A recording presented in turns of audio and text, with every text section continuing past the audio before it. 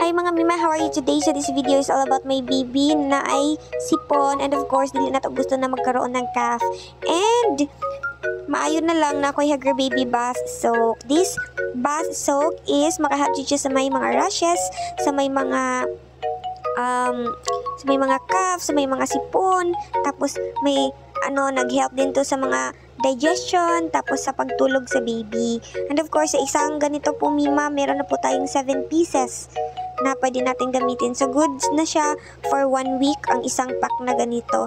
So, ang kulay niya is para siyang color green, tapos ang amoy niya ay herbal talaga kasi pure herb to mima. Wala talagang halong artificials, wala.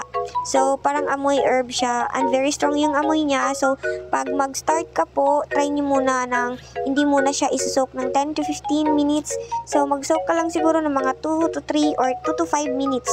I-try mo muna sa baby mo, baka ayaw ng baby mo, ayaw niya ng amoy, or ayaw niya na baka magkaroon ng rashes, ganun. Pero, mima sa akin naman, wala naman po So, caring-carry lang. Tapos, and of course, pagkatapos kong paliguan yan si baby mga totoo talaga. Ayan, kinuha ko na yung parang herb niya. Ayan, yung ginawa ko mga mima kasi para makatipid tayo Nilagay ko lang muna siya sa isang baso, tapos nilagay ko sa ref para gamitin naman mamayang gabi, diba? Ganun. Ayan, so konti lang yung water na nilagay ko kasi nga isusok ko muna ng 10 to 15, tapos nag-additional na lang tayo ng water mga mima. Ayan, nahirapan ako mga mima kasi nga parati na lang tayo na lang dito, mga babae na lang tayo.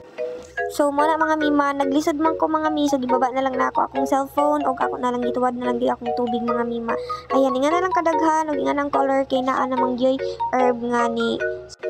Wala gid kay magkita mga particles mga mima. So, have fun! Bye!